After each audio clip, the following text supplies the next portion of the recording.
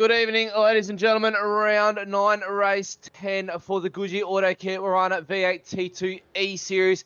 And we are live to you from Germany. Our only pit stop in Germany for the Hockenheim 150 sprint round. Joining me tonight in the commentary booth, the man himself from the Nationwide Tracking System Super Series, Zach Caben. How are you, mate? Matt, very good evening to you. Good evening, everybody, mate. I'm not too bad, which is more than we can say for our good old director in JP. He's on struggle street at the moment, but less said about that, the better. The good news is halfway point of the championship, 100 Ks around here. What's not to like? The newest venue on the iRacing platform, as you saw last night, it threw up a little bit of a lackluster affair, if I can say that. For the Nationwide Tracking System Series, hopefully with a few more cars on the grid tonight. And let's face it, there's more cars here than in the Audi factory. There's 39 that have already logged the qualifying time. Let's hope they put on some fireworks for us tonight, to the point where we keep entertained, but we don't keep race control too busy, if you know what I mean. I know exactly what you mean. It's been race control. It's been definitely busy in the past few weeks. With the action that has been brought up by these guys out on track tonight. But as we saw last night from the big guns in the NTS, we're at a new track. The boys haven't raced around here much. They've been getting in the practice time this week. It's going to provide some interesting racing for these up-and-coming drivers. We'll get straight into it, ladies and gentlemen, with some track details for you tonight. We're a total of 4.57 kilometers in length, 23 laps tonight, and a smidgen over 100 kilometers, 105 Ks to be precise. So the Hockenheim sprint 105, not the 150. Sorry, that was last night for the Nationwide Tracking System. So the Hockey 105, as I'll call it tonight. 61 litres of fuel tonight, Zach. One pit stop for them, roughly 3.8 litres of fuel burn a lap. I'll let you punch the numbers on that, and you can get back to me with the exact amount of laps the boys can punch out tonight. 2 sets of tyres, one to start the race on, and then another one when they make their pit stop, ladies and gentlemen. We are the 14th of April, 2021, starting at 10:05 in the morning. It's a little bit early for us. We're about nearly 8:30 over here in Australia. 26 degrees air temp, a nice warm track at 31 degrees. A little bit up from usual. A 3-kilometer wind speed direction in blowing in a northerly, so it shouldn't affect them too much going down the straight. But Mika Liamasuria is the big talking point tonight, Zach. He is Yes. Not only is he up there on the number one step at the moment for qualifying, but he has also got a new look about him. He is now in a ZB Commodore, and he is now rocking the NTS livery. So obviously a little bit of a change there from weeks to sign up with the new team with our director JP and run with those boys. So Mika Liamasuria has left the E1 Sim Racing crew and now joined up with the NTS. So that's going to be a big talking point tonight. Huge talking point, because he goes from Ford to Holden. He hops into the ZB, and that's exciting for him. And it's already heralded some results for him, because, as you said, he's on top of the timesheets at the moment by a 1/10 of a second over Kai Turner. And we've been talking about Mika Liamasuria over the last couple of weeks, in the sense that he's due for a result. He's due for a win. We know he's got the talent, the skill, the speed. He might be about to go out and set out and prove it tonight. We'll wait and see on that. Plenty of interest in this, because, I mean, there's going to be some conjecture, and there's already been some conversation about it. Switching teams mid-season. It's kind of like the NRL when they have that mid-year draft, and the AFL where there's a little, and the EPL and a few of those other sports where there's a little bit of switcheroo happening. So that'll be a big talking point. But so far for Mika, so good. So far, so good for the youngster out there in the NTS car. Now, onto the championship standings, ladies and gentlemen, as we click over 4 minutes to go into qualifying. Liamasuria, Turner, and Scholes are your top 3 at the moment in qualifying. We'll get those points up for you on screen in just a second. Hopefully, they don't decide to glitch out like they did last night. Matty Scholes out on top, 1,130 points. He's got a nice little buffer over Daryl Hockey down there in second. Kai Turner in third on 1,069 points. Sam Noble in fourth with 1,065. Our man Nicky G on 1,060. Dean Alessi down in 6th with 1,039. On 1,028 points, we've got Dan Stevens in 7th. Not far behind him is David Nash on 1,021. The youngster, Leonage, down there in 9th, still holding well in the top 10. Not far off Matty Scholes up the top there, so he can still come back. We're only midway through the season, and we'll talk about about that in a second, Zach. He's down there in 9th on 1,002 points, and Damien Cairns rounding out your top 10 on 942. We'll let the pages scroll through for you, ladies and gentlemen, as we get to the big talking point as well. It's the last of our sprints round, Zach. We spoke about it last night, midway through the season and starting the endurance events next week. What are your thoughts on this? I mean, it's your last night for the Wednesday nights commentating. It's been great having you in, but look, I'm sure you're going to be watching the replays of this later on down the track. What's this mean for the drivers out on track? It's interesting what you say there. I mean, just observing the points, 188 separating the top 10. In the NTS, it was 300 by the end of last night. So already this championship a lot tighter than the top contingent. What we also should point out too, I don't think we can call it the Hockey 105 anymore for you, mate, because that might get people confused with Daniel Hockey. But see, if I can be sincere and serious for a moment, critical point of the championship. We mentioned it last night. Because for the next 3 rounds, we've got 3 different formats. So you go sprint, enduro, triple crown, and then super sprint. So, a lot on the table tonight. These guys, they'll want to take some confidence out of this result, or this race rather, into a race next week that's nearly twice as long as this one tonight, not only in terms of laps, but also distance. Next week's race is scheduled to be about 198 kilometres around the Interlagos circuit in Brazil, 46 laps, which is a big step up from 23. And then there'll be those guys who are mid-pack runners at the moment that'll be looking for a little bit of confidence, a little bit of momentum to take out of this week going into the next rounds of the championship. So, if you're at the top end of town, like Turner and Hockey and the like, you want to consolidate what you've got at the moment. You want to maintain the ascendancy there. But if you're in the mid-pack, this is your time to shine. You've really got to start to get a wriggle on, or consider yourself only fighting for the mid-pack towards the back end of the championship rather than being a potential outright championship contender. This period of the championship, this next 3-4 rounds, this is where those guys that are in that mid-pack can try and turn it around. Otherwise, put pay to, championship aspirations, if you like.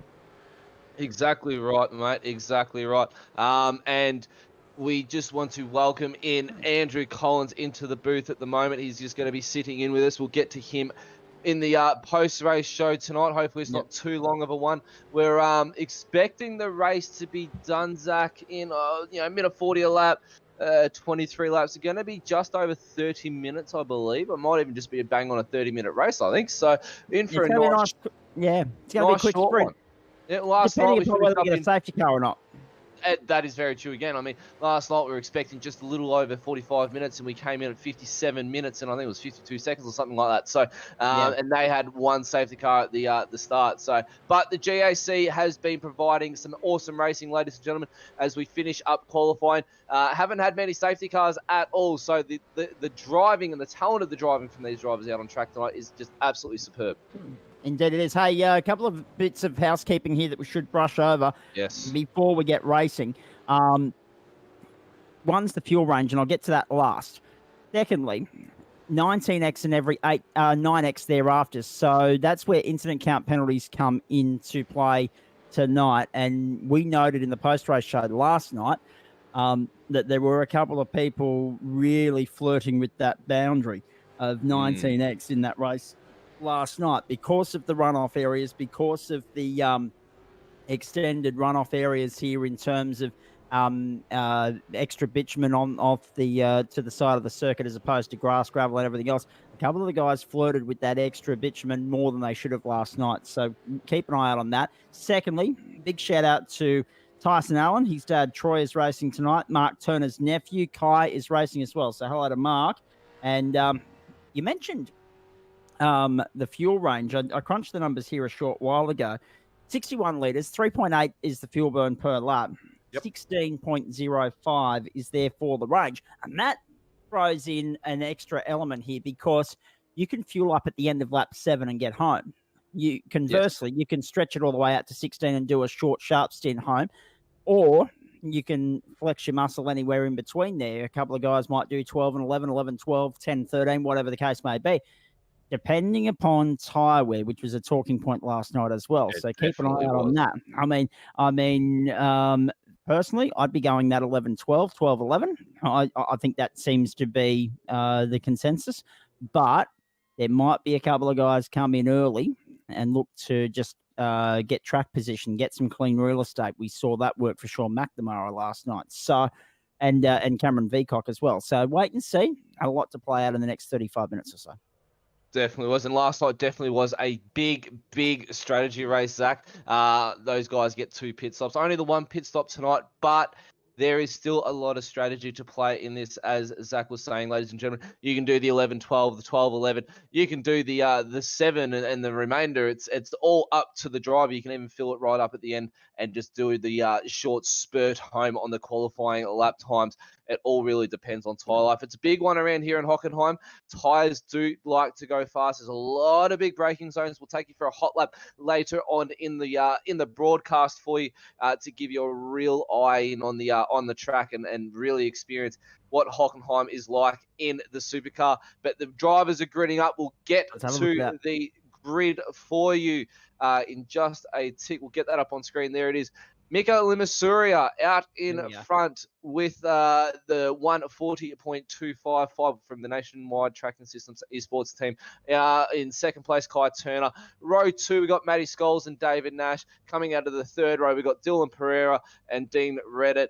Row 4 sees Rehan Leonage and Shane Clark. Row 5's got Jamie Davis and Dan Stevens. And out of row 6, we have Sam Noble and Brian Good. As we flick over to the next page for you, we have out of row 7, Nikki G and Aaron Raccanello. Darryl Hockey and Troy Allen will come out of row 8. Luke Georgeson and Dean Alessi out of row 9. Damien Cairns and Philip Dalton out of row 10. Row 11 will see Dean Williams and Mitch Campbell line up. Just behind them in row 12 is Robbie Bradbury and Kyle Booth from the Goodyear Autocare Warana esports team. Jonathan Bain, who's one of our race controllers for the NTS series, will come out of row 13 with Aaron Hayden, David Clark and Colin Bruns in row 14. Stephen Banks, Dylan Lagarde out of row 15. Out of row 16, Robert Braw and Stephen Martin. Peter Kelly and Paul Gerlin out of row 17.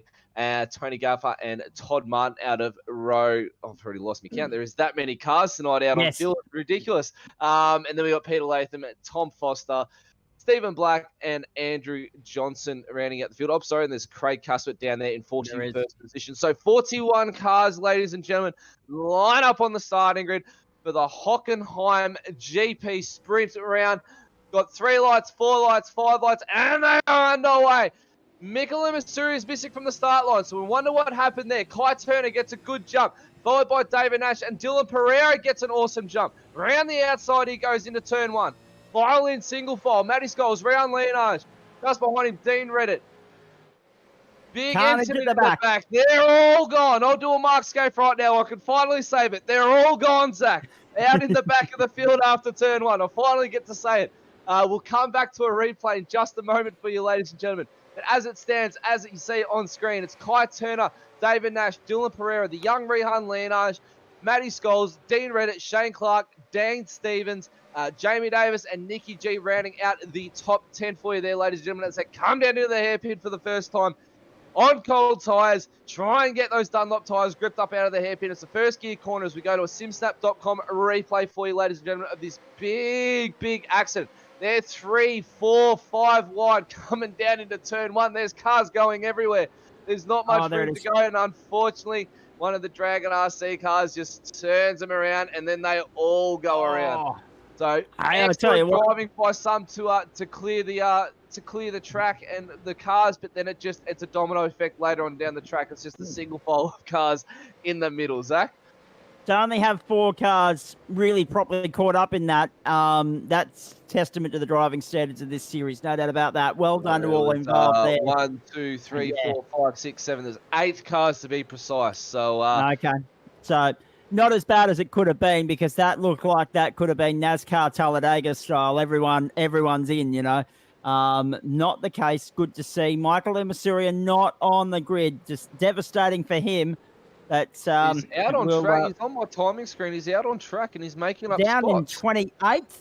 So and we got a blown motor. So did this bring out a safety car? Sorry to cut you off there, Zach. You're right. We have one of the Goodyear Autocare entries by the looks of it, with smoke billowing out the front of that car. It is off to the side of the track. So safety car might be coming out on this standby. one. Oh, he's on standby. So we'll wait to see what happens.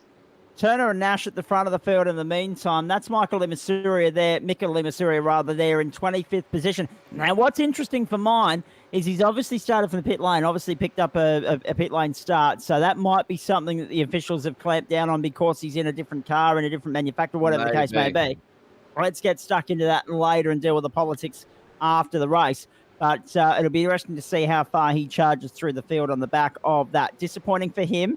Disappointing for us, because I reckon it was shaping up to be a cracking race at the front of the field. Well, in the meantime, second lap.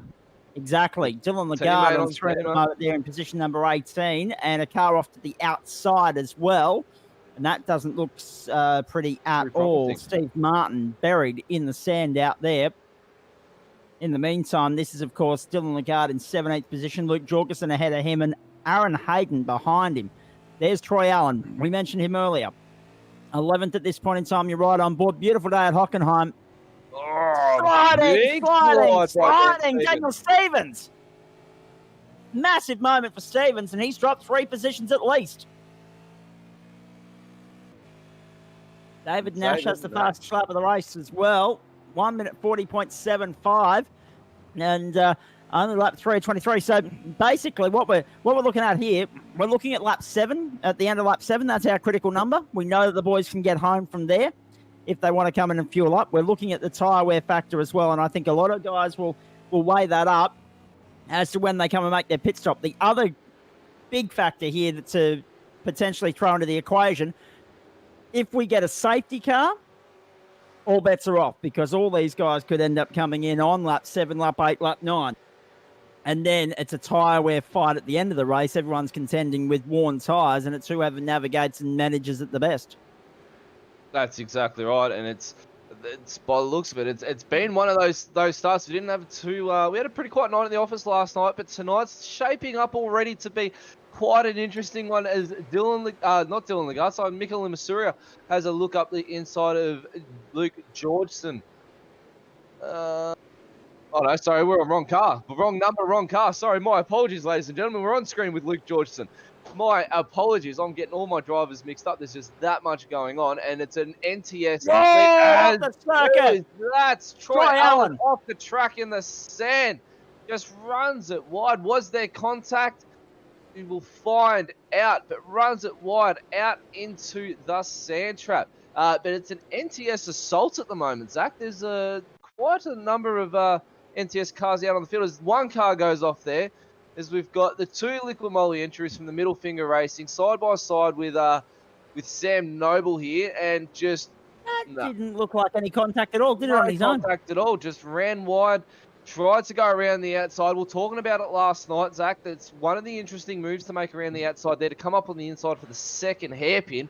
Obviously tried to make it stick. Tyres quite up to temp yet. It is lap 4 of 23 though. So as Troy Allen has a look up the inside. No, doesn't make it stick. Not quite. Kai Turner is dropping rapidly down the field. What has happened here? Now has Kai Turner dropped out? 12th. Would you believe that? Internet difficulties, ladies and gentlemen, and that now promotes David Nash to the new race leader, and just behind him, the rookie of the season, up 3 spots, Dylan Pereira with an awesome start, up in 2nd position after qualifying in 5th. Matty Scholes just behind him in 3rd. So that's very interesting. It's obviously it's virtual world here, Zach. We can't help what the NBN gods want to do to us. They're lazy. 99% of the time during the day, and obviously just hasn't worked for these in favour of Kai Turner tonight. No, it hasn't. I'm just having a look. He continues to plummet down the order, 33rd, 34th. I mean, that's a shocking result for him. What's also interesting, Mike Mika Limasuria, 1 minute 40.56, fastest lap of the motor race thus far for him. 0.2 of a second faster than Nash and anyone else at the pointy end of town. So Mika's on a charge here. A safety car would actually work in his favour if we were to get one.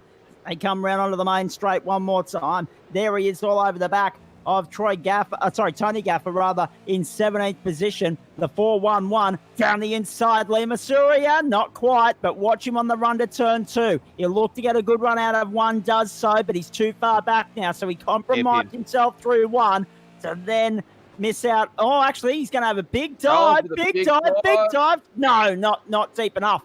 And now watch him set it up for the hairpin. So by going for it at 1 and then yielding, he's compromised his run through the first sector, but he might be able to make up for that twofold as they come down. Look at that, the side draft and the main draft. One deal. Round the inside. 2 for the price of 1. Bit like Pizza Hut Tuesdays. Brilliant. Pulled it up nicely. Beautiful. That is an absolute textbook move right there, ladies and gentlemen. 2 for the price of 1 deal.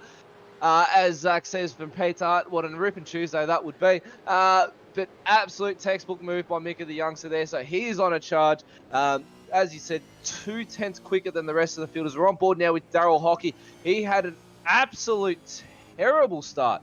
He's down 10 positions in 25th from 15th.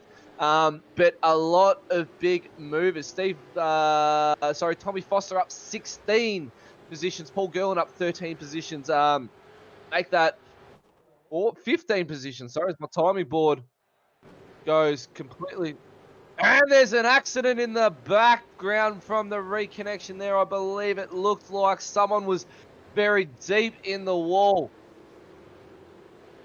Sims now from iRacing photography replay, ladies and gentlemen. Zach, talk us through it. So Troy Allen on his way down towards the hairpin here. Now, is it a case of going too deep or locking it up? Let's have a look. Oh, he's gone way too deep and thrown it left. In where everyone else is trying to throw it right, he's thrown it left. Caught the grass, caught the AstroTurf, caught the runoff area, and again lost about 3 positions in the process. But he resumes A-OK. Little bit of front panel damage, as you see there on the left-hand side. He comes back down on the inside to go into 23rd position now behind Daryl Hockey. So the 2 Liqui Moly cars buried in the pack at the moment. Not where you'd expect to see them normally. No, Daryl Hockey is up there in the championship at the moment, and that is definitely not where he wants to be, buried all the way down in 22nd position towards the back of the field. But it's still a few laps to go, Zach. There's still a bit of a race on. The safety car can pull things in, and also pit strategy can play a big one in this one, as we're on screen with Brian Good and Sam Noble from the 95 Sim Sport entry. Sam Noble gets the move done on Brian. So another position gain. Sorry, not Sam Noble. It's Mitch Campbell. It is indeed. Mitch Campbell. So 295. Oh, Limasuria with a big dive bomb down the inside to go to 14th. He's in a hurry tonight. Nice manoeuvre. Bold, but brave, and it paid off. And now he's got clear air. And that's He's key. on a mission. He's on a mission. He wants to prove something. He wants to prove that no matter what penalty you throw at me, no matter if it's a pit lane or a drive-through, I am still going to come back through the field and absolutely chase down these leaders. A safety car right now would definitely help him. Just before he probably wouldn't so much, Zach. He was caught up in a little bit of traffic there. He probably would have wanted to get out past them and get into some fresh air before a safety car being called. As we're on screen now with Dylan Pereira, with David Nash leading and Matty Scholes just behind him. So he's in a sandwich at the moment from the Riot Sim Racing crew. Not really too much of a sandwich. It's pretty spacious, but he's definitely sandwiched between those two. Well, I think you mentioned the point about the safety car. If we were to get one right at this very moment, everyone would have a very difficult decision to make. Do we come in, fuel up, get to the end, or do we go for track position and fuel up later in the race? Bearing in mind that it's about a 10-lap window here, 7 to 16. So the end of lap 7, which is this one we're on now, to then the end of lap 16, because we know that 16 laps will fill the will get you an empty tank around here if you've started full. like most of these guys would have done. That being said, did anyone think smart to, start on 3/4 of a tank or half a tank so that they came Can't in do that earlier? on a fixed. I don't You're think not you allowed can to do do that on that. a fixed So setup on Zach. So that's, on the open yeah, setup, and we mentioned it last night in the that's right. broadcast that we there was a number of strategies where the guys could come in mid race through the 5, 6, 7 7-lapper fuel stop. Get them enough to get them through that, and then come back in, or even fill themselves right up and come back in, get a quick splash and dash, and keep on going. So, unfortunately, with the fixed setup, so Zach, you can't do that and start your race off with an empty tank, get those fast laps out onto the way. So they've Hence started goes with a full part of the tank. competitive edge. Yes. So Yeah. it's all even across the board, and all it now comes down to is pure driving talent and strategy, ladies and gentlemen. So these guys are now going to be thinking strategy. The pit lane is now open for fueling to make it to the end. As Zach said, it's a 10-lap window. I think it's actually about 8 or 9 to be exact. So those guys are now going to be thinking now, when do I want to pit? Do I want to pit early, get track position, and try and do a massive overcut? Or do I want to try and get the undercut on some of the some others? But if you look back to last night, Mikkeli Masuri is just lighting it up with, again, another fastest lap, ladies and gentlemen, if you don't mind. I mean, he's just in fine form here at the moment. David Nash continues to lead the way. The Kiwi looking to go one better than he did last week, of course, as they make their way through. This has been a brilliant performance from him thus far. Led from the outset. Once Kai Turner had that dropout issue, and I'm not sure if Turner's been able to get back into the server or not, but it would appear as though he's not the only one having issues tonight. It looks as though part of race control is also dropping out too. So it's one of those nights where internet connectivity is not our friend here. 15 laps to go, and we're in that window. You want to come in and pit. But, Matt, the big talking point out of last night was tyre wear. And we noticed late in the race, if the guys that took tyres in their first stop, they were struggling to keep that thing on the racetrack. They were working really hard with the wheel to get that car to turn, to do what it needed to do. So I think the guys that watched last night's race that are in this field tonight, they would have been taking some notes and saying, look, I don't want to be on burnt rubber at the end of this race. And therefore, here we go down the inside. Nicky G down the inside to go to position number 6. Got the job done on Dean Reddit. Nicely done. Nice move. Clean overtake. Good stuff. So, Matt, what do you think about that? I mean, would you rather have the fresher rubber at the end and work to maybe, 12 or 13 laps and then come in knowing that your tyres are going to be in better condition rather than the guys that might pit now? I'll get to that in a second, Zach, just as I'm looking at my timing board quickly just to find where everyone is at on the field, just so I can know where they are, I should say. My timing board is lit up with yellow, red, yellow, red, yellow, red, yellow, red the whole way down. Last night we didn't get that, so it is definitely on tonight, and these guys are providing some top-notch racing and battling. Wherever you look in the pack, there is always a battle going. As David Nash comes around to complete another lap and jump over onto lap 10. But tyre wear, it's really how the car feels. There's tyres and there's fuel. As we mentioned, McNamara and Leonage last night, and Lassif Leonage, they did a little bit of fuel saving. So, David Nash obviously being out in front, he's now coming up to some lapped cars. He might be able to get some fuel saving, but they move out of the way nice and quick for him. He won't be doing much fuel saving. He's going to be pulling Dylan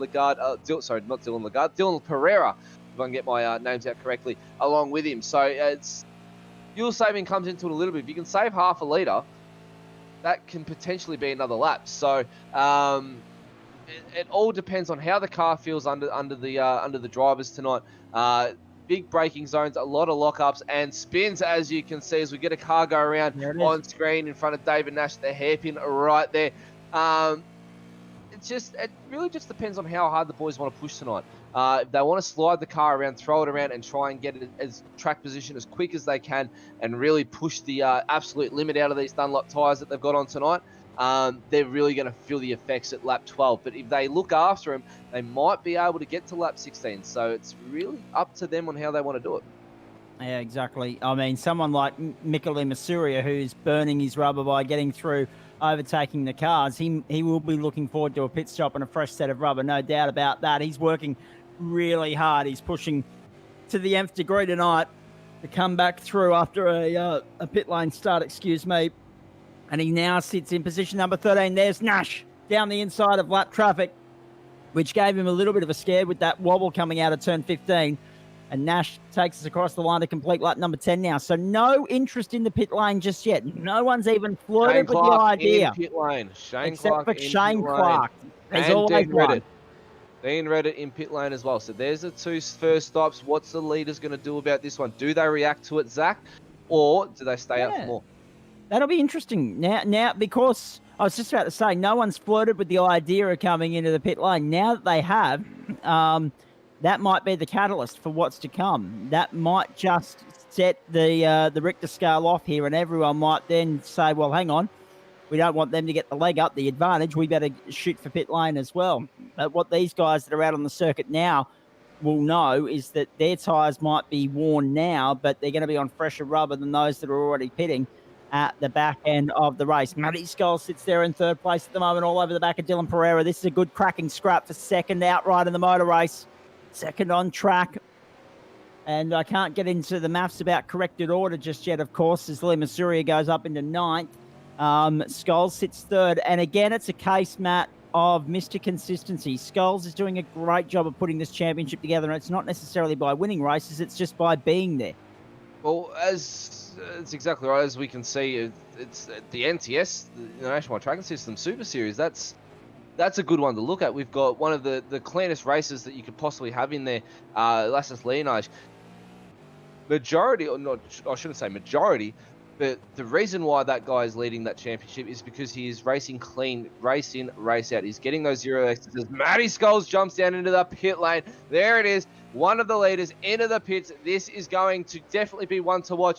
What does David Nash do? Will he react to Matty Scholes, or is he going to play the long game? Ryan Leonage and Nicky G in as well. So there we go.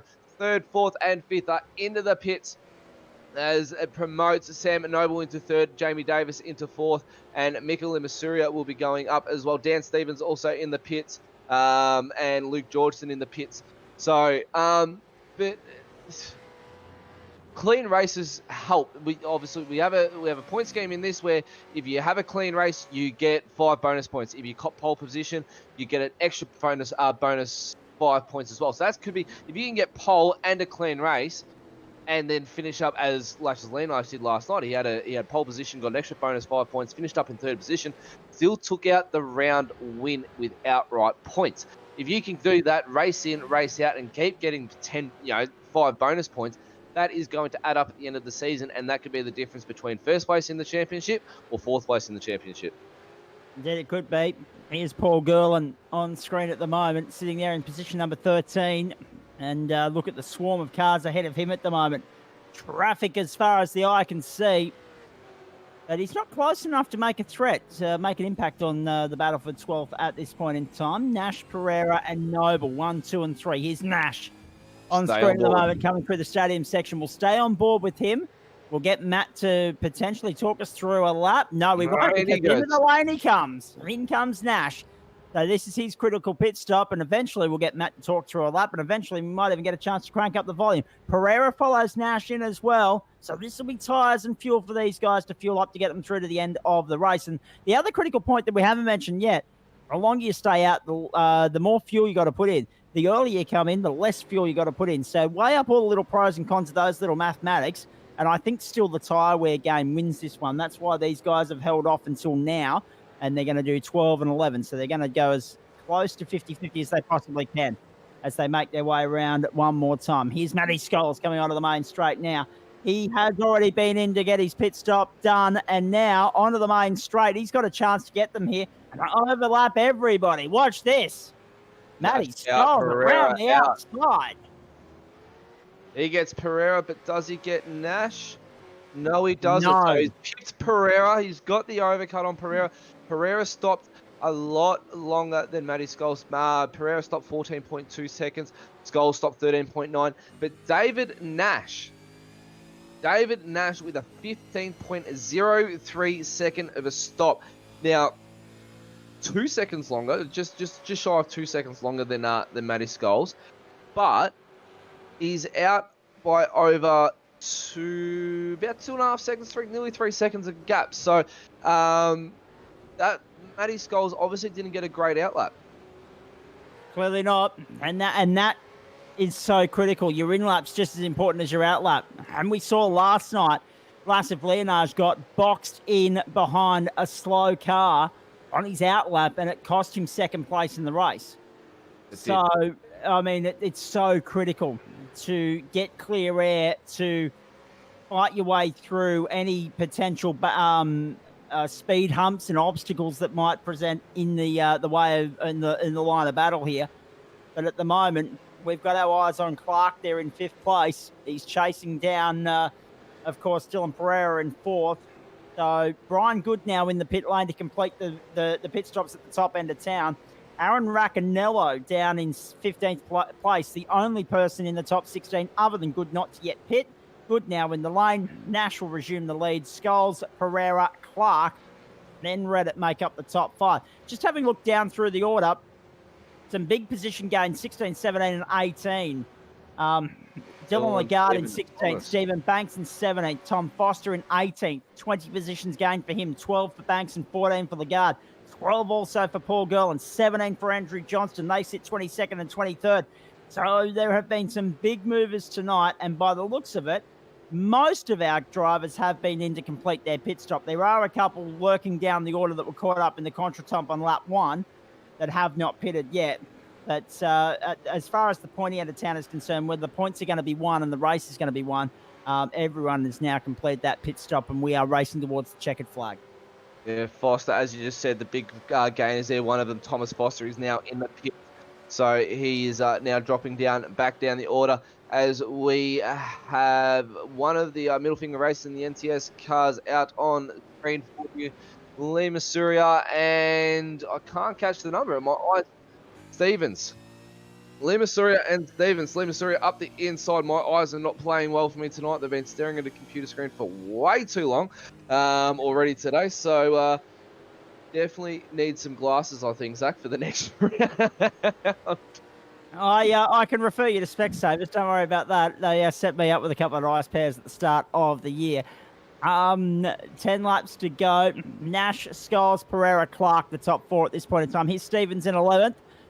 Let's now that we are at the 15-lap mark and we have a bit of an idea that most of these guys are now racing towards the checkered flag, let's grab an onboard lap if we can. Let's pick someone, maybe even Daniel Stevens here in 11th, or anyone that is... Actually, let's go with Stevens. Let's get Matt Davis to talk us through a lap of this newest venue on the iRacing circuit.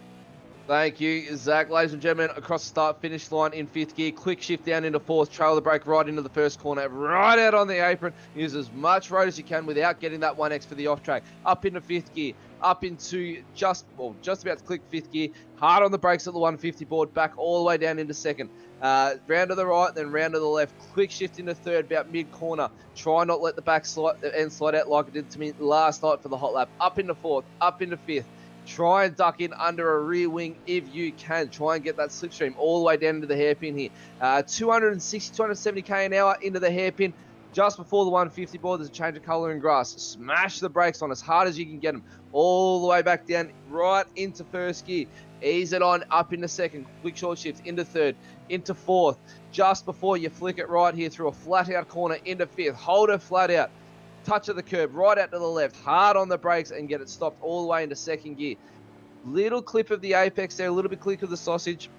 Ease the power on into 3rd. Nice little lift. Use a bit of the curb to help the car turn in, a bit of brake. Right out onto the curb again. And use that hot dog as a berm. Up into 5th gear just before you reach the barrier there. Back down into 3rd. Use as much curb as you can to push yourself right out to the left-hand side of the track here.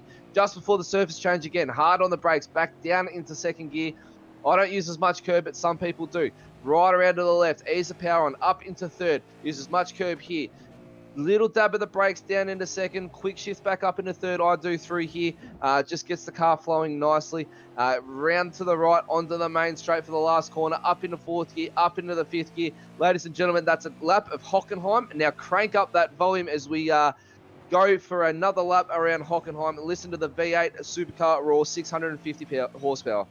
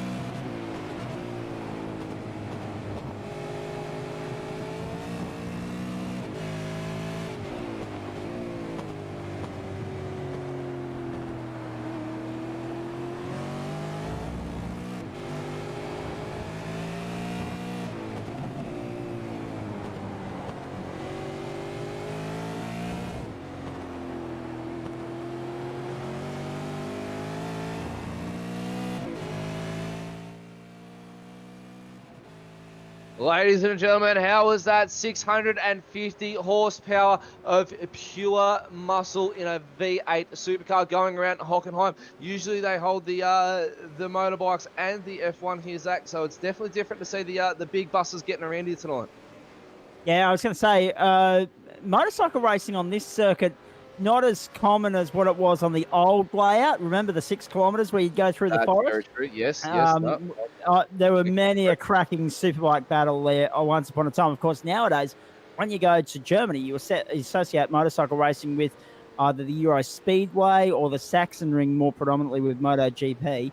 But yeah, Hockenheim, there's no reason why they couldn't hold bike racing here somewhere down the track, I am sure. It's just a shame that it's not the old school layout. We understand that, as times change and safety upgrades and improvements and all that sort of stuff, but there was something very special about that old school Hockenheim layout. There's no doubt about that. Lap 17 of 23. That's the man to beat tonight. His name is David Nash. He's clear of his teammate by 2.5 seconds. And we spoke to him last week, and he seemed pretty content to be, 1-2 with his teammate leading the way home, but not tonight. He's going to clear out and be very happy taking the win away, getting one up on his teammate for a change. He definitely is, and I've just got word in my ear in a message, mate. As I look at my timing board, Dylan Pereira just had a little bit of a slow lap that time out, but the lap before, he was flying. He was the quickest out of the top 3. So, and it shows on your screen right now, ladies and gentlemen, the gap that he has made up. He is only 1.8 seconds behind Matty Scholes there. So he's making some ground, the rookie for the season. It's his only first season in the GAC. So he's making up some time there, 4.5 seconds, or just over 4.5 seconds away from David Nash. So having a fantastic race, up 2 positions on that one tonight, Zach. Indeed he is. Looking down further through the order, you can see on your screen there, folks, the margins between each driver, or from first back to each driver, I should say. So the margins don't necessarily reflect where each driver is in relation to the car in front. It's more in relation to the race leader. So the margin's starting to really open up now. The closest maybe in the top 5 is that battle for 4th between Shane Clark, Dean Reddit, and Nick Garrioch is starting to try and get onto the back of that as well. Rehan Leonage not too far away. So that's that battle you're watching there, 4, 5, 6, and 7. And then further down, Lima Surya has got himself back up into 10th position, which is a superb performance given where he started the race, which was pit lane. But yeah, that one's going to be a talking point for a while to come. Make no mistake about that. Looking further afield, incredibly, outside the top 25, still on the lead lap. It is really impressive to see. Only 30th back is at this point in time a lap down, although it looks like Philip Dalton is about to join those ranks there a lap down. David Nash leads as they come onto the main straight. And another lap in the books here. We've had quite a rate of attrition tonight. Dean Alessi, Stephen Black, Troy Allen, Kai Turner, Peter Latham, Craig Casper, Blake Urquhart, all in the pit lane, all in trouble. I mean, obviously, the safety car, that was never going to get the job done tonight. But what is very impressive from my point of view, the safety car has not been called upon in this race, despite that contretemps at this very point on lap 1 and at turn 1. The safety car has not been called upon, which is really good to see. It just goes to show that these drivers as well, Zach, they're really making a name for themselves. As we got, is that Dylan Pereira? Is that Dylan Pereira with a big lockup? It is, and he loses out big time. He was in 30s, now demoted into 4th, now behind Shane Clark in the Melbourne Hydrographics Depot. We'll grab a simsnap.com iRacing photography replay for you folks at home. Coming down out of 9, coming down into 10 and 11. We'll see what happens. Whoa. Comes out Jeez. and just too late on the brakes. Yep. Oh no, this is no. This is the lap before, and it's the wrong starting section. But we'll get back to that. You'll see it in the post-race show, folks. Don't worry about that. What it means now too, Matt, is cracking scrap for 3rd, 4th, and 5th. Shane Clark, Dylan Pereira, and Dean Reddit's right in there with a chance now as well. Keep an eye on them as we get through these last 4 laps. Lap 20 of 23 at the Hockenheimring. First and only visit to Germany as far as the NCS and GAC series are concerned in season 1. Probably another visit or two coming up in the closing seasons, or in the coming seasons, I should say. But it's the first of 5 stops on European soil between now and the end of the season. This round is the halfway point of the championship. 9 down, 8 to go. And at the moment, Dylan Pereira's in the fight for his life here, trying to get away around Shane Clark, trying to keep Dean Reddit at bay. I wouldn't envy him at the moment. 3.5 laps to go. Anyone's guess as to how this plays out. Can they stay with Shane Clark, or is he about to snatch a podium? And I believe this might be Shane Clark's first podium as well for the season. And it would have been Dylan Pereira's first podium for his rookie season as well in the GSC. So this is going to be one to play at. Dean Reddit, he's already been on the podium once before, I believe, as we're on screen with Mikael Masuri now up in, was 9th. He's having a nice scrap there with Sam Noble in 10th, for 9th position. Sorry, up the inside of Sam Noble he goes and gets the move done. And he is on fire. He's really making up some serious ground. Next car ahead of Mika is Jamie Davis in the auto serve entry. This is going to be a interesting one. Matty Scholes has really slowed up here. So by the looks of it, Matty Scholes is missing a bonnet.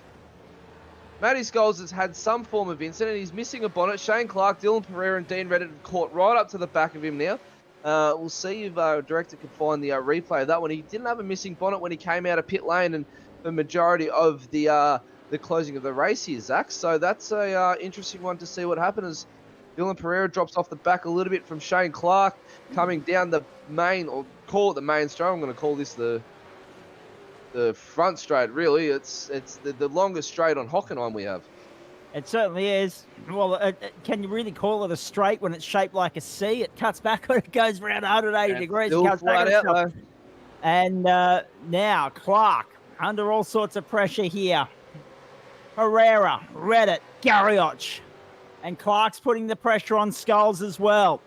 So 2nd, 3rd, 4th, 5th, 6th, 7th, 8th, 9th. You can see them all in your picture there. And Scholes trying to get the team 1-2 with Nash well out in front, 7.2 the margin. Scholes has got a fight on his hands here over the last 2 laps. Clark brings them out back into the stadium section of the circuit. Crowd on the edge of its seat here. He got right out on the edge of the ribble strip there in the AstroTurf that kept it together. And now, anyone's guess whether Clark's going to go 2nd or 3rd here. Can Scholes hold him off? Can Pereira find a way through? What about Reddit? Can Garrioch latch back onto the back of this? Forget about the rest of them. I don't think they're going to factor in the equation here. 2 laps to go. There's Nash through turn 1 and bolted. He's gone. Clark is really using up those incident points tonight, ladies and gentlemen. Those X's that they get. He'll be getting off tracks wherever he can, but every off track that he gets, he's losing out and allowing Dylan Pereira to creep back up onto him for the battle of 3rd. And it looks like it is going to be on between Shane Clark and Dylan Pereira in the dying stages of this race. Matty Scholes looks like he's checked out enough just to be able to give himself a buffer over this hungry pack that are all wanting to fight for a spot on this podium. As we're on lap 22 of 23, coming down into the hairpin for the second last time. Dylan Pereira right up hard on the brakes, on the back bumper of Shane Clark as they come out of the hairpin. Up into 5th gear as they come through. Won't be flat out anymore, Zach. The tyres are getting old, but Dylan Pereira just, by the looks of it, his tyres have faded, he's used them, and he's not able to make any ground on Shane Clark coming into these dying moments. No, he's not, Matt. And again, this comes back to tyre wear. So yeah. Clark's actually on the older set out of the top, 3 in this battle. Scholes and Pereira both pitted on 11 and 12. Clark on 10. So too Reddit, and Garrioch was 11 as well. So an even mix there that Clark is maybe paying the price for the older rubber. Onto the main straight. Nash begins the last lap of the motor race. And what a performance it's been from the Hockenheimring for this man. And he's going to go to South America next week with a world of confidence for the first Enduro of the season. 200 kilometres almost ahead of them next week. Doubled the length of this race, essentially, in terms of laps. They'll go from 23 to 46. The pressure will well and truly be on. Mika Lima Surya sitting there in position number 9. Can he make it 8? No, not yet. Ooh, he's all over the back of Jamie Davis. The pressure is on. Look at this. On the brakes. Just a little bit, but no harm, no foul. Fair play, boys. Play on. Now, Davis will defend the inside. Forget about it. Gone. Lima Surya to the outside. Can he hold it when they get down to the hairpin? And the move won't quite be done here. It'll be done on the exit of the corner. Whoa! Davis throws it away. He threw it in there ahead of Lima Surya, but bogged it down on the exit, and Lima Surya takes 8. What a fight back from him. But what about this guy, David Nash? He was on the podium last week. He's going to go to the top step this week, and that's going to be, what is it, second win of the season for Nash, Matt? You've got the stats. I actually don't have the stats up on my screen at the moment. You don't have the stats? I'm okay. limited to monitors at the moment, so I don't have them up on the screen. But it is his second win of the season. I believe we were saying last week that he's actually due for another win. So he certainly is. He's going to get it now. Last turn checkered flag, and he's led from the end of the pit window. Nash wins the Hockenheimring sprint from his teammate Matty Scholes, who's going to hold off a hard-charging pack of Clark, Pereira, Reddit, and Garrioch. And what a race that was. Leonage home for 7th, and then Lima Surya home in 8th. Nash gets his second win of the season. The team goes 1-2 again. Scholes maintains the championship lead. The boys have cleaned up. Right, Sim Racing are really a force to reckon with at the moment, Zach. They're holding 1-2 in the championship. They've got another 1-2 tonight. They've had a superb race. They had some astounding pressure made by Shane Clark and Dylan Pereira there throughout the race. Shane Clark, congratulations to him as well. We'll get to him in the post-race interviews. I believe that is his first podium for the season as well. So absolutely superb drive by him in the Melbourne Hydrographics Depot. Steve Valley will be extremely proud of that one as they're on their cool-down lap here, ladies and gentlemen. And they will join us not too soon. The podium will join us not too soon in the booth here. But Zach, just a quick recap of the race before they do come in. Obviously, we had a quiet night in the office, and then we've had a whole heap of screaming tonight. So your thoughts, please. Yeah, the Strapsons will be getting a workout after that one. Don't worry about that. Really good racing. 39 minutes, 40 seconds, the end winning time. So one of their longer races, actually, when you look at last week being about 32, 33 minutes. A little bit of a harder workout for the guys tonight. But take your hands out and smash them together for that guy, David Nash. Right, Sim Racing. That was really impressive stuff. And it's going to be interesting to see how that reflects as far as the championship is concerned. We'll get those points to you before the end of the broadcast. Impressive from Scholes to continue the consistency that's seen him maintain the championship lead to this point. Shane Clark, nice effort from him. From 8th on the grid up into 3rd. Pereira, Reddit, not too bad a run from them. They each gained a spot, and that was at the demise of Mika Lima Surya, of course. Garrioch from 13th to 6th is the talking point. Lima Surya, a nice run to 8th. In fact, the only two in the top 10 to finish where they started were Leonage and Davis, 7th and 9th. And then, of course, Sam Noble home in position number 10. But let's crank the volume up here, ladies and gentlemen, and have a listen to this man hard at work. David Nash is about to light it up and celebrate. Tips it in nice and beautiful too.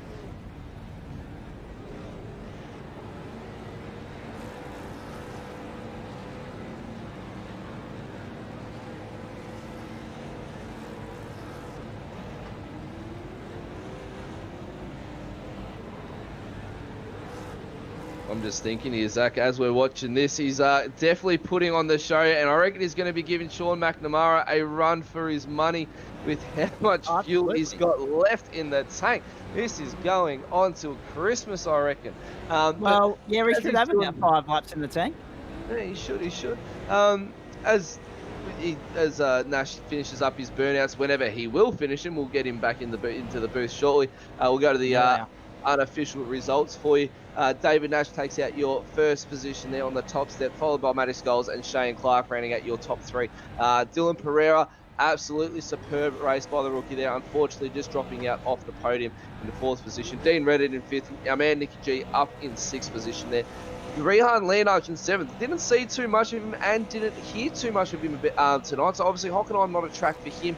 Mikkel Masuria starting from pit lane all the way up into 8th position. So an absolutely stellar drive from him.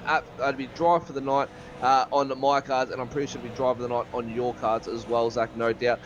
Jamie Davis in 9th and Sam Noble rounding out your top 10 there. But Leonard, not a big talking point tonight. He's been up there in the previous races, and he's been one of the big talking points, but tonight is just not there as we scroll through the rest of the unofficial results for you guys. And that's the thing. Like, I mean, have a look at this. I'll run through them. Jorgensen, Campbell, Good, Hockey, Bain, Bruins, Stevens, Hayden, Lagarde, and Martin take us back to 20th. Warm of Holden's in that 11 to 20 range there if we go over the page. Yeah, it is a Holden predominant field. I think it's 77% Holdens. So 25 cars finished on the lead lap in the end. Racanello, Williams, Bradbury, Gerlin, Banks, Kelly, Gaffer, Dalton, Brower, and also Cairns. And then over the page again, because we had nearly 40 on the grid tonight. It was really 41 to be precise. Yeah, incredible stuff. Clark, Johnston, Martin, Foster, and Booth make up those that finished. Alessi, and then you go back to Black, Allen, Turner, Casper, as far as the retirement's concerned. And rounding out the retirements there in 41st position, if memory serves, would have been Peter Latham, who retired on the opening lap. Hey, no, impressive performance. We'll get to the drivers in just a moment.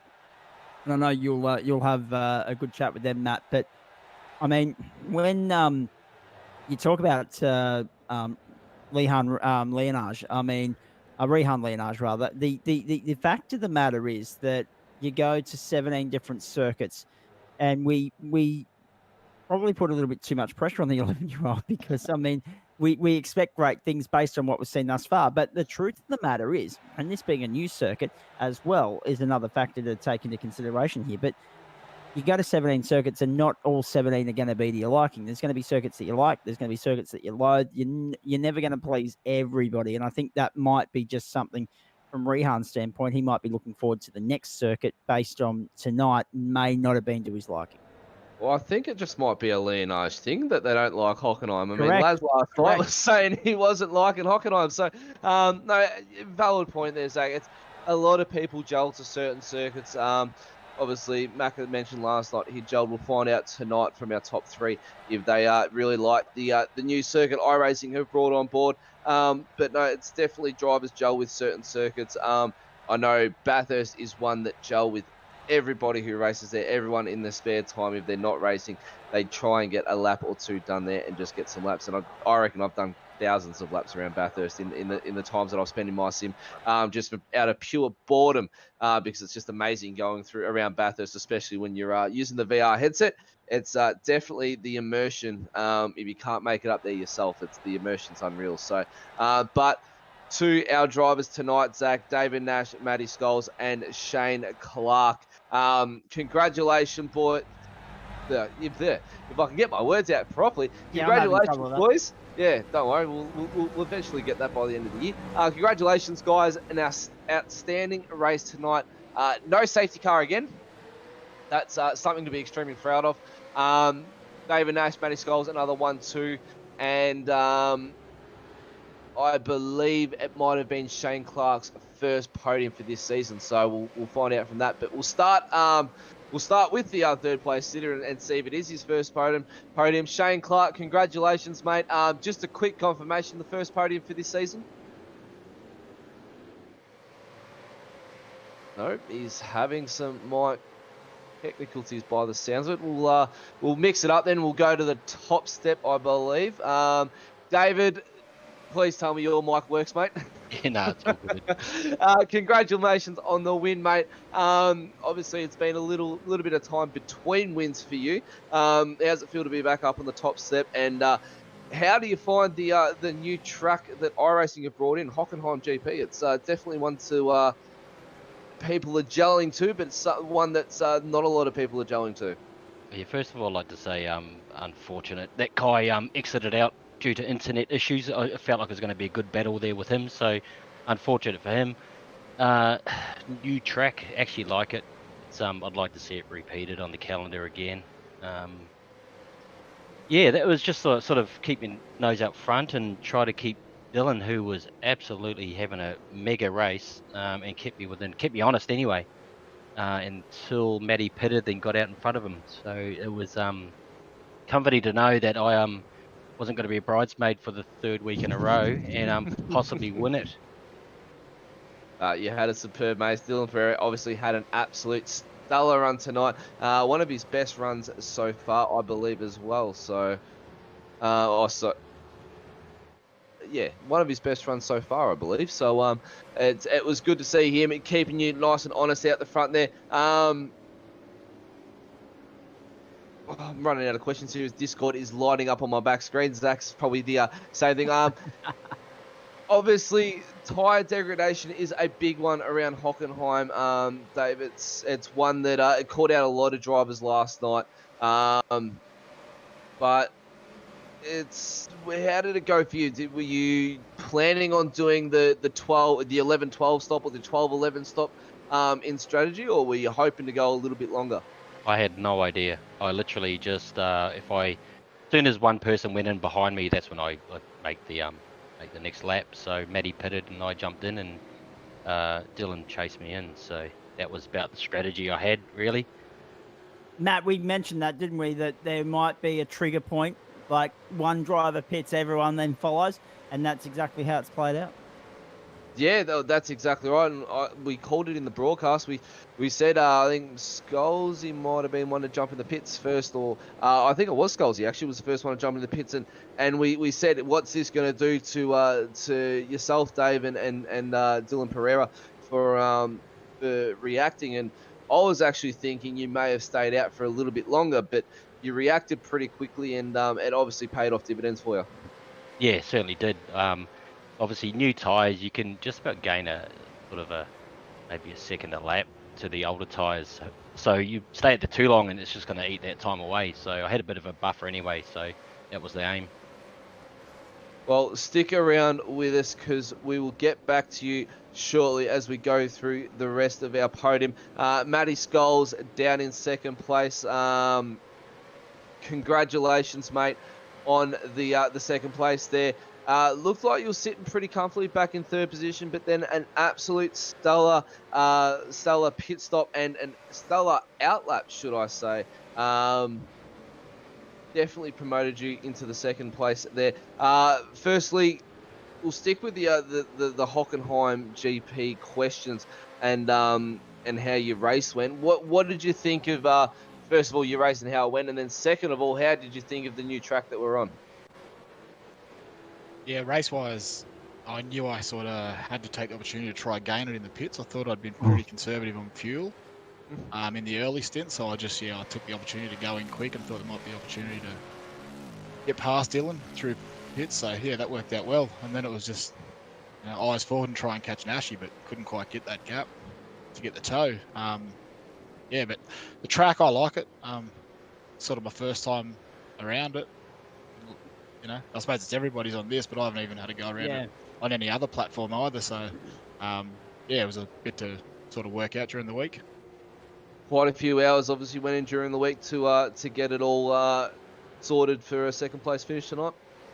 Yeah, I snuck a few hours here and there late at night, definitely.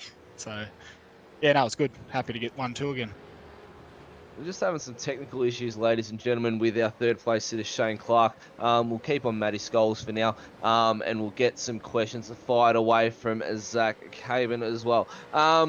Obviously, fuel burn and fuel strategy for you. Obviously, you said you were trying to do a little bit of fuel saving, but didn't work out, and then just dived into the pits. Were you really hoping to try and run that long stint and run it right out to the 16 lapper mark, or were you just sort of going with the flow and whatever felt comfortable with the car with the tyres under you?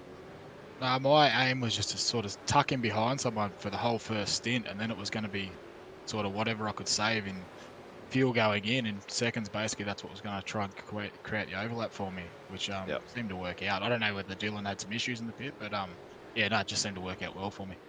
Nah, awesome. Just having seeing if we can get Shane Clark up on our chat for now. We're not sure what's going on. Shane, mate, have you got your mic up and running finally and sorted out those issues that you got there, mate? No. Okay. No. Well, Zach, I'll give the floor to you, mate. We've got a few issues, obviously, on Shane's end. With a few technical difficulties. It's one of those nights, I think. We've got Kai Turner who dropped out with internet, and then we've got Shane Clark with obviously microphone and headphone problems. Zach, I'll let you fire some questions about our first and second place sitter, while Shane, we can work out a way to get Shane in for an interview as well. I was going to say to David and Matt, it's just like putting the training wheels on or taking them off for you guys, essentially, because for the second week in a row, you're in here as 1 and 2. The team's sitting pretty at the moment, David, and at the halfway point of the championship, you guys must be confident about. Actually, I think we've got Shane now. We found him.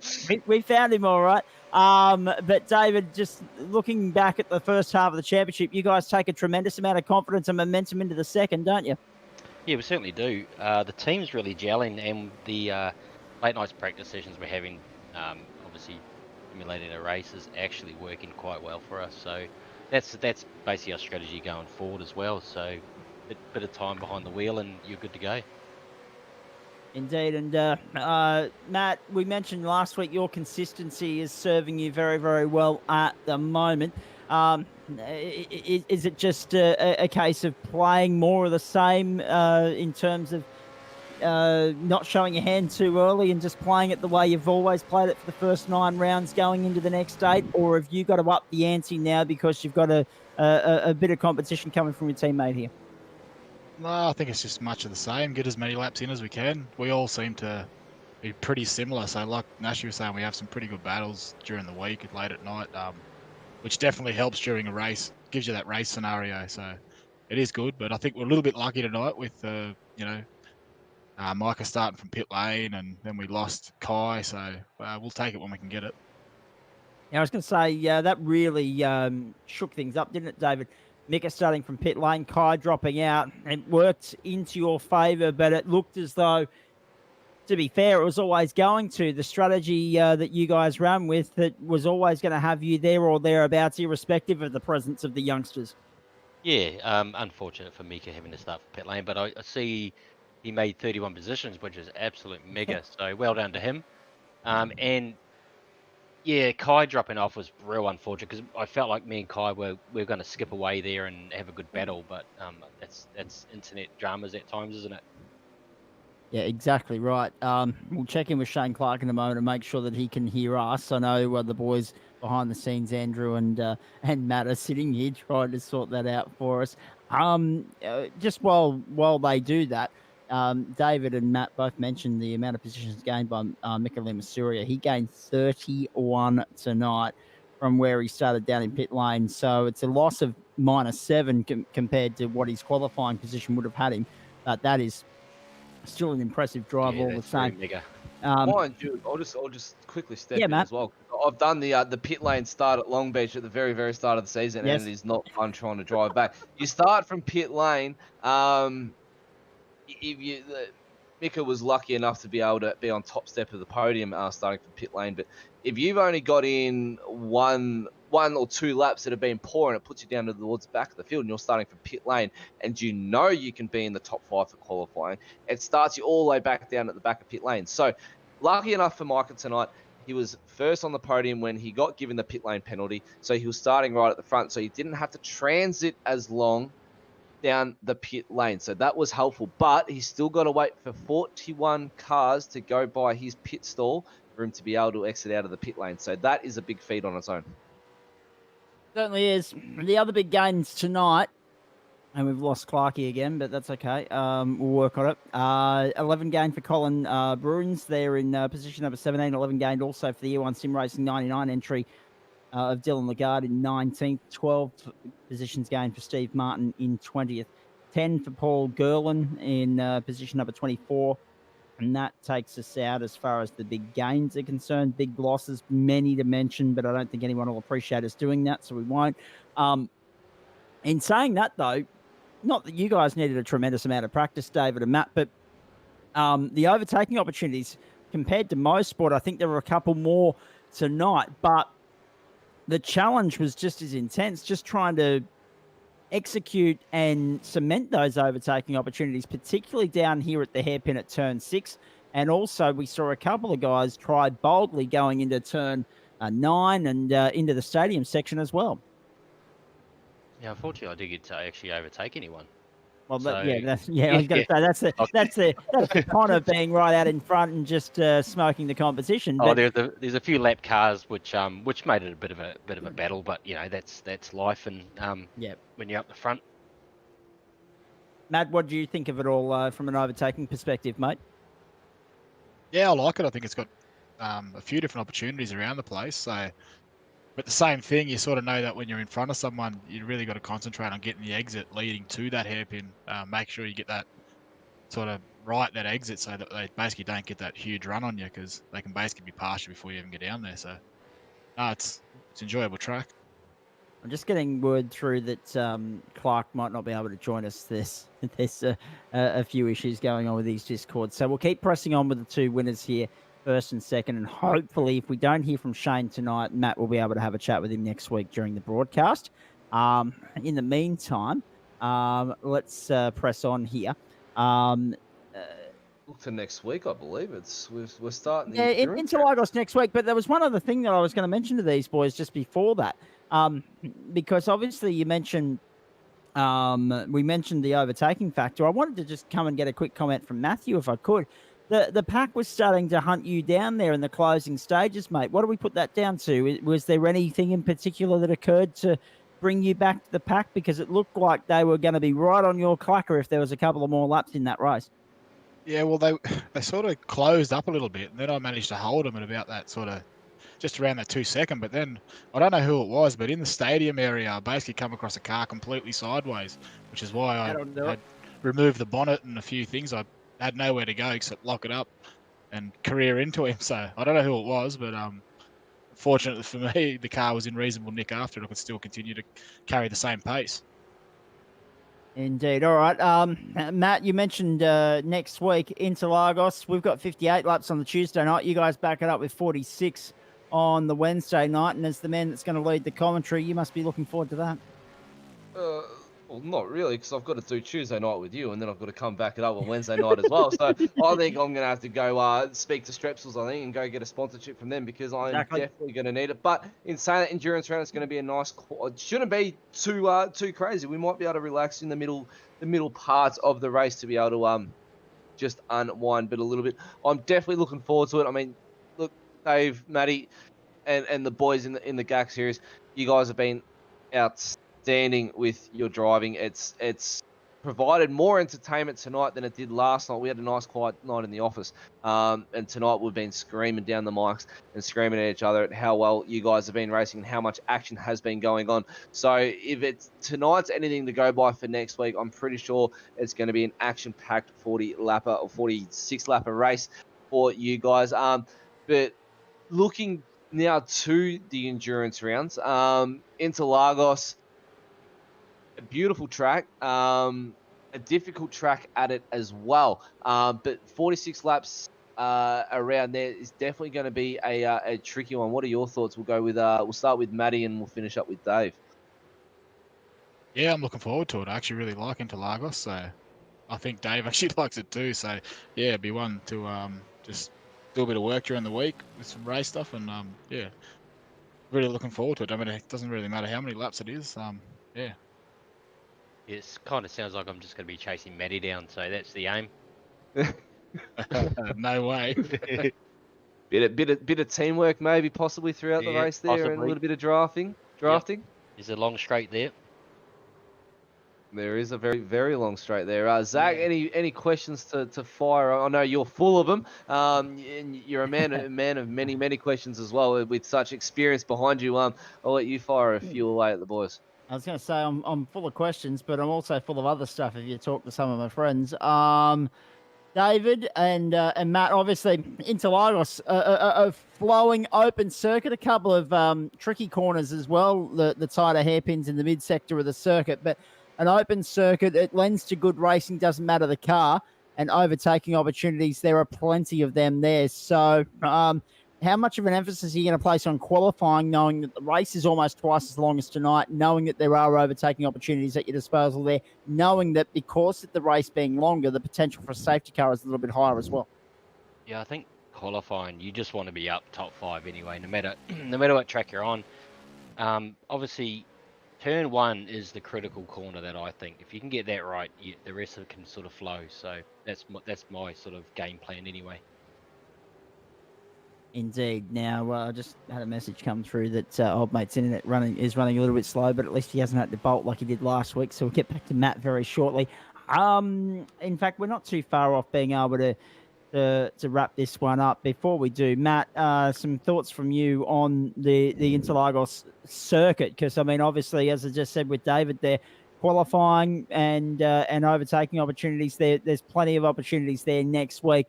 It's not necessarily going to be one in the first corner. It's not going to be necessarily one in the qualifying session, is it? Nah, definitely not. But it's 100%. You got to get up in that top 5. It just helps avoid any sort of mid dramas, pack dramas that could happen. So it'll definitely be our aim is to try to put, even Dean as well with us, mate, try to put all 3 right cars as far up front as we can. Indeed. What about the next portion of the championship after that? Because the next leg of the Triple Crown follows at the Charlotte Roval, and then Super Sprint racing at, I believe it's Donington. So I mean, two completely different formats. Two completely different circuits. And Donington for reverse grid racing, that's a mouth-watering prospect, that is. Yeah, actually haven't turned any laps and download the track at Donington. So reverse grid sounds it's always a bit of fun as well. So look forward to those coming weeks. All right, I've got to press on here because Matt Davis is waiting for his internet to return to a normal speed. So we'll do that. Let's firstly give a shout out and a big thank you to all the sponsors that make it possible for us to do what we do here on a Wednesday night, not least, of course, the people that also support us on the Tuesday night. But Goodyear, Autocare, Warana, of course, the major sponsor of the championship, the co-naming rights sponsors, Blue Stampede Labour Hire and a Britzy Raceware, and Coghlan Engineering looks after the fixed setups for this series, of course. Our other sponsors include, of course, Track Cams for Gourmet, Melbourne Hydrographics Depot, Dragon RC, TJM Parramatta, Hybrid Racing Simulations, and, of course, Racecraft Simulations and Nationwide Tracking Systems. So a big thanks to all those guys that make it possible for us to do what we do. We wouldn't be able to do it without you. We are indebted to you for your ongoing support of Simshed Broadcasting and the GAC V8T2 E-Series. Considering that Matt's internet's dropped out there. JP, how are we going with championship points? Are we good to fire with them? Let's, if we are, let's have a look. There they are. Hey. And again, I mentioned at the end of last night's race in the main series that over 300 was the margin between the top 10. It's not here. 224 is that difference between first and 10th at the moment. Scholes continues to lead. 1,278 points. Daryl Hockey continues his good run, 12-14, 1,200 for Nick Garriott. Sam Noble, 1197. Look at Nash just slowly but surely creeping up there, 1171. So 107 between the two teammates at the moment, but they're sitting pretty as far as that's concerned. 1146 for Daniel Stevens.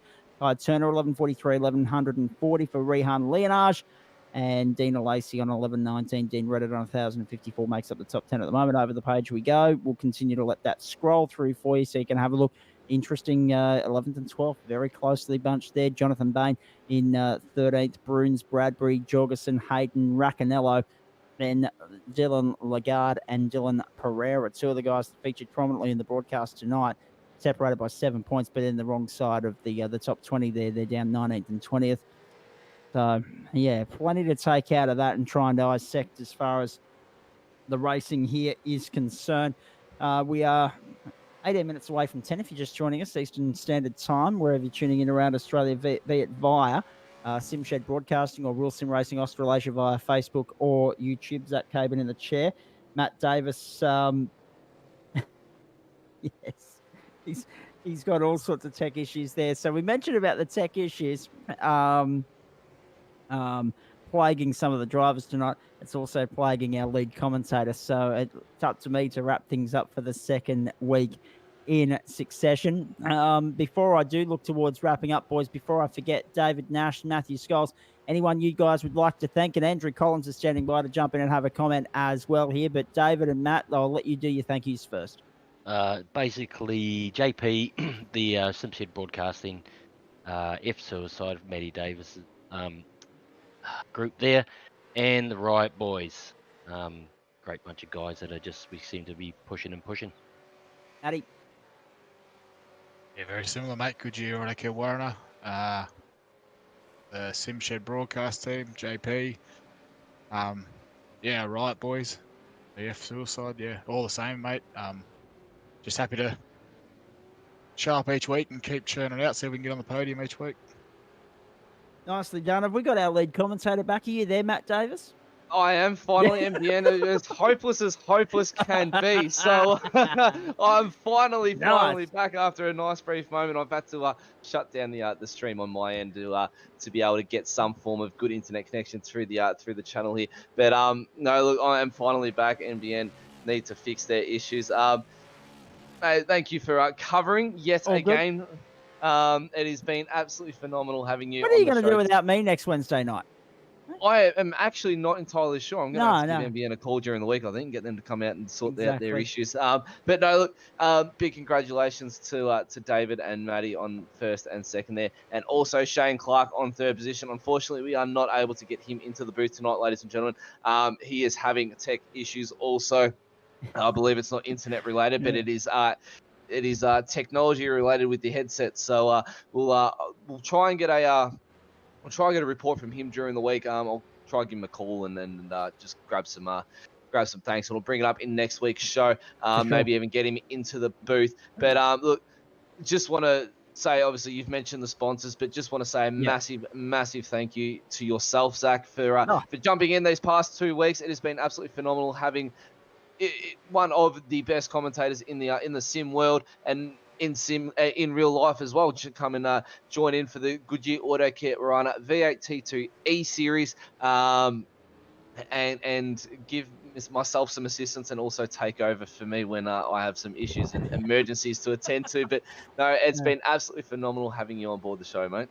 Mate, it's been a pleasure to be here and nice to work alongside you again. Of course, we've only had a handful of opportunities to do that starting back last December when you were last man standing as far as co-commentators were concerned with our GAC Bathurst 1000 broadcast. That was a hell of a day at the office.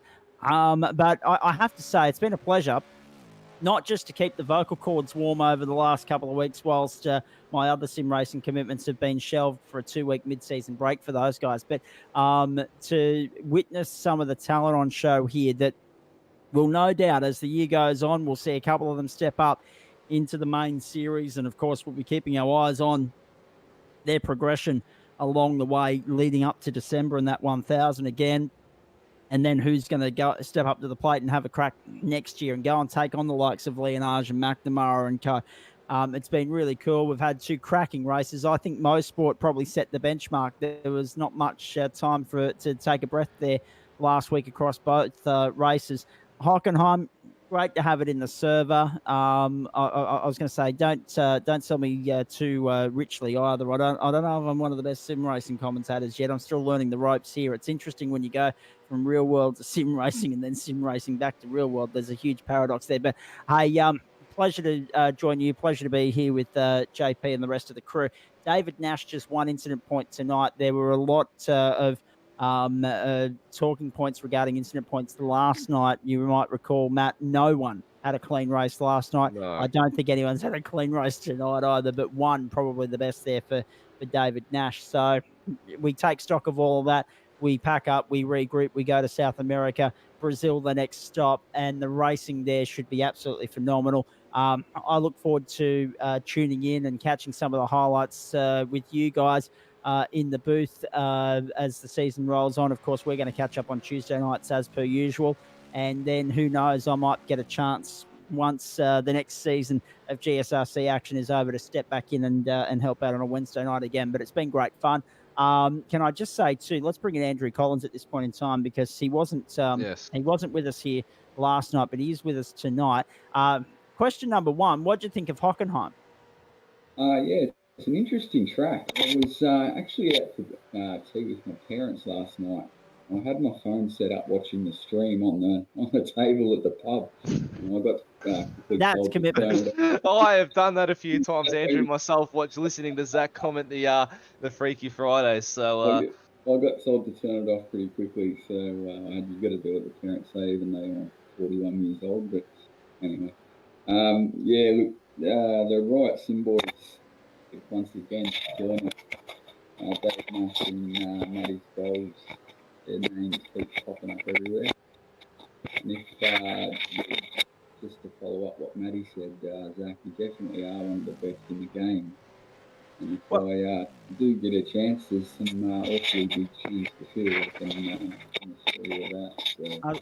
I was going to say, probably not my best performance tonight. I think the off season has got the better of me, and I've started to wear back into the getting very comfortable having a sleep whenever I like, and not having to rely on coffee and Barocca and everything else to keep me rolling. But thank you for the kind words to the pair of you. Andrew's mic is giving us a bit of grief there at the moment, so apologies if that's hurting your ears as well. But yeah, I was going to say it's just a little bit twitchy and glitchy, and there's a bit of noise feedback coming through, mate, but I'm sure you'll fix that up. That being said, now that I am stepping back into my other Monday to Friday sim racing commitments, with the exception of Tuesdays when I'm here with SimShed, you might get a chance to step in and give Matty Davis a bit of a hand next week. And I'm sure, given that Aiden Schultz is off on other ventures and whatnot, I'm sure he would appreciate the helping hand. Otherwise, that poor bloke's going to go hoarse.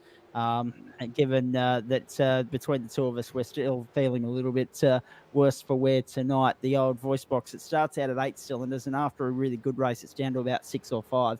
But no, good fun as per usual. Hey, Matt, sorry, Andrew, you go. Yeah, that's much better. Yeah, that is much better. Much better. Still sounds like you're sitting in the toilet on our end, but it is much better without the interference. Hey, can I just I'll make sure I get it sorted next week. Good man. Can I just jump in here and pick Matty Davis's brain, because we're not far off wrapping up here, guys. We appreciate your company throughout the course of the night and the week on SimShed Broadcasting. In fact, bring up that schedule on screen there, JP. We'll alert everyone to next week, obviously. Tuesday night, 8, I think it'll be early starts next week. It says 8:20 p.m. Australian Eastern Standard Time, but check the Facebook page on Tuesday. I think we're going to go a little bit early because the races are going to be longer, 100K longer in the sense of Wednesday night, and about 100K longer actually on the Tuesday night as well. So 100K longer than what they usually are. So therefore, I think we're going to start the race at 8 o'clock instead of 8:30 Australian Eastern Standard Time, pending, of course, any feedback or criticism from Western Australians that are in the series, if any.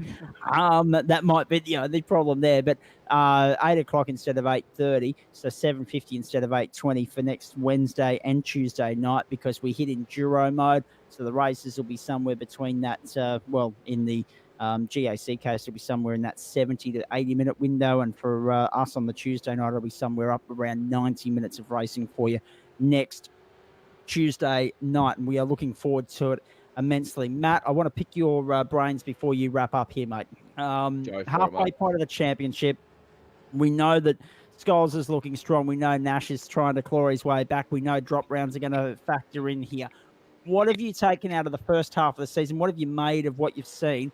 And what do you take going into the second half of the season? Who have you got your eye on? Who's a threat? The Skulls up front there as we press on towards the business end of the championship. Couldn't have picked a harder question for the night, Zach. That's why I'm leaving on a big note.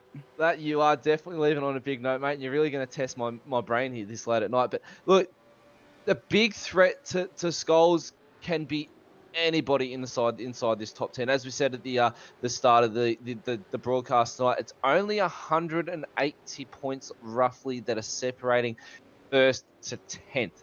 So it is anybody's game. There's still drop rounds to take in, as you mentioned. So that's going to play havoc. And I don't think Matty or David has had many drop, or might be taking many drop rounds. Matty might be able to assist me on that one if he's going to. He might be able to tell me off air a bit later on. But it's definitely going to play dividends towards the end of it.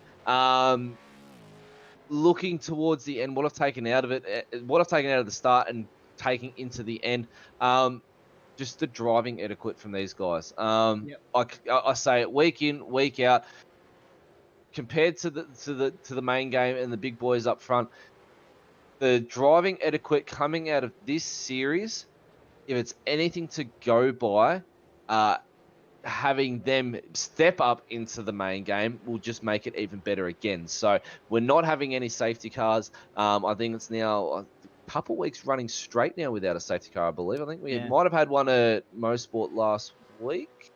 We had one in one of the races. I think it might have been. I think it might have been Wednesday night that we had that 1 lap or 2 lap safety car. Yeah. So I can't. Memory's not recalling me at the moment. No, but the driving it from these guys is just absolutely astounding, and I take my hats off to them week in, week out. To put in countless hours. I know what it's all about. It's hours after hours after hours of practice go into the sim. You spend time. Some people have families and kids and all that sort of stuff, and you're spending time away from them to try and provide entertainment for everyone sitting at home. So a big hats off and a pat on the back to you guys for doing what you do week in, week out. I know how tough it is, and coming from a racer myself, it's definitely big. So thank you again.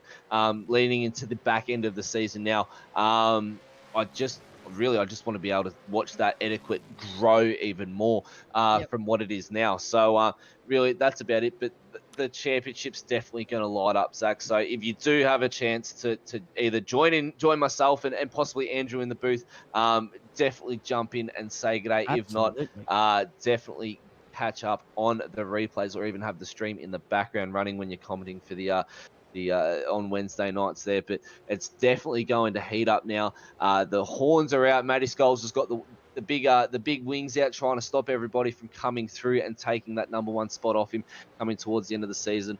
But as we said, ladies and gentlemen, a bit of an earlier start next week, leading into a big endurance round going to Interlagos. But for now, on behalf of JP, all our sponsors and our podium sitters, with the exception of one, Shane Clark, who unfortunately dropped out. Sorry, just getting word in the back of my ear. Still didn't quite catch that. Sorry, JP.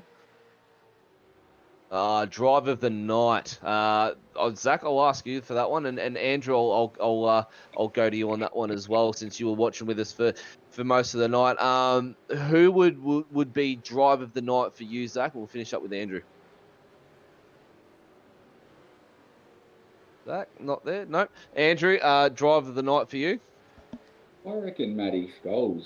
The guy's, you know, he just good everywhere. He, it's the first time they've all run around there, and I just reckon, he doesn't ever seem to miss a braking marker or overshoot a corner. He's just on the ball all the time, so I reckon it'd go to him, in my opinion. There we go. And I believe we have Zach Cobain back now after he's now got its network issues. So everyone's confident tonight. We'll get to you, Zach. We'll get driver of the night, and we'll do a big thank you and wrap it up from here. It's like the bloody Woo flu. It's contagious, those network dropouts. Fair dinkum. Now, I loved what you were saying. Your detailed 3-minute answer there on the back of my difficult question. Very nicely done. It's a shame that I didn't hear the end of it. But the driver of the night for me, I can't look past David Nash. 4th to 1st, did everything right, landed in no trouble, 1 incident point. I mean, credit to Michelima Syria, crawled his way back from 38th to 7th and didn't hold back. I mean, I don't know where he ended up with regards to incident points, but, and when I say crawl, I meant clawed. It's a late story. He clawed his way back beautifully. He drove through the field. He converted overtaking opportunities. He took no prisoners. I mean, if we'd had got a safety car mid-race there, he would have been a dead set contender. There's no doubt about that. Watch for him going forward. I mean, obviously there's some drama there behind the scenes that'll work itself out for him going into the next rounds of the championship. But no, I can't take anything away from David Nash tonight. That was clinical. I mean, last week it was Skulls from Clark. This week, Clark from Skulls. Nash from Skulls. Skulls from Nash last week. So that was fantastic. Really good performance. And that's where my vote goes. So I think, am I right in saying that we've gone 3 different drivers of the night? Is that right? Yes. We have, Yep. yeah. Two. Sorry, I haven't put my one in. My one would be Mika Limassuria, but Yeah, David there you Nash. go. I'd actually split the difference between David Nash and Matty Scholes. They both raced an amazing race. As we come to 3 to 7 p.m. on your Wednesday night, ladies and gentlemen, down here in Victoria. We've got a couple up in Queensland as well. We are going to bid farewell. So on behalf of the director, JP, who is absolutely crook, I hope him all the best. Wish him all the best, I should say, for the rest of the week. Hope he gets well soon. On behalf of JP, Zach Caban, our star commentator, and Andrew, plus the podium, my name is Matt Davis. You are watching the Goodyear Autocare Warana V8T2 E-Series. Join us next week for the first race of the endurance round. Have yourself a good night, and we'll see you soon. Good night, boys.